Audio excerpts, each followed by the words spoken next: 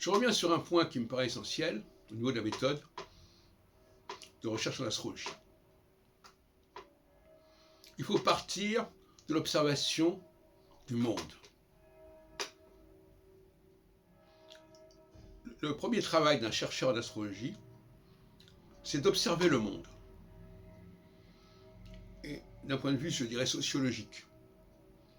D'observer des séparations dans le temps et dans l'espace. Dans le temps, c'est-à-dire qu'il y a des phases qui se suivent et qui ne sont pas du même ordre, qui n'ont pas la même sensibilité. Et dans l'espace, il y a des gens qui ne fonctionnent pas de la même manière. Et ça n'exige pas de faire de l'astrologie. C'est une condition préalable. En amont, il faut étudier le monde. Et en aval, on va regarder, une fois qu'on a étudié le monde, s'il n'y a pas des corrélations avec certaines configurations astrales. Sans aucun préjugé. Sans vouloir à tout prix utiliser toutes les planètes qui sont dans le système solaire. Non. Se demander s'il n'y a pas une corrélation. Alors cette corrélation, elle peut prendre toutes sortes de formes. Ce n'est pas forcément la tradition astrologique. Ça peut être, par exemple, voilà, il y a des choses qui reviennent, qui se produisent au même moment, enfin dans le même point du zodiaque, par exemple. Et à ce moment-là, il faut se dire, mais qu'est-ce qu'il y a dans ce point du zodiaque qui est si significatif?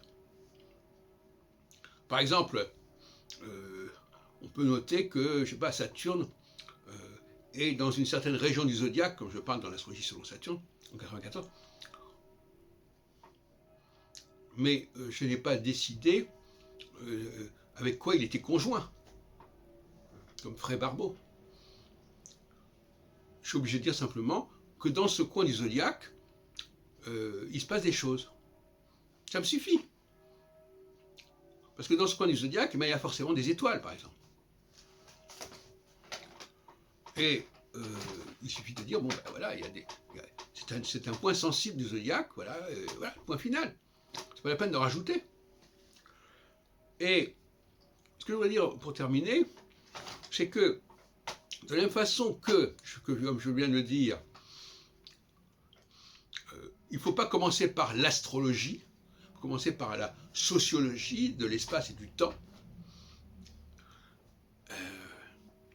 Voir s'il y a, par exemple, s'apercevoir qu'il y a des moments où les choses se mettent en place, se réunissent, des moments où elles se séparent, par exemple. Voir que certaines catégories de population sont plus actives dans certains domaines que dans d'autres. Voilà.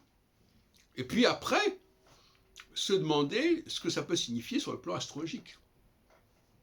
Alors, sur le plan du temps, on peut faire intervenir un cycle planétaire. Sur le plan de l'espace social, il y a les hommes et les femmes, par exemple. Et là, on n'est plus dans l'astrologie, mais on n'a pas qu'à faire que de l'astrologie. Si par exemple je découvre qu'il y a des choses au niveau des comportements humains, des catégories humaines qui sont pertinentes, voilà, eh bien je dirais que voilà, ça existe comme ça. Je n'ai pas besoin de relier tout à l'astrologie. L'astrologie peut très bien cohabiter avec une réflexion sur les hommes et les femmes, avec une réflexion sur telle et telle catégorie de population.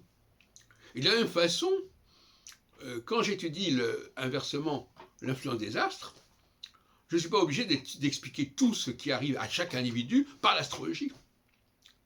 Je peux dire, voilà, il y a une influence générale, et puis chacun va la vivre de manière individuelle et personnelle, mais ça sera toujours plus ou moins avec le même stimulus, avec le même background. Voyez-vous ? Il faut ne pas chercher à mettre de l'astrologie à tous les niveaux, à 100% dans tous les plans.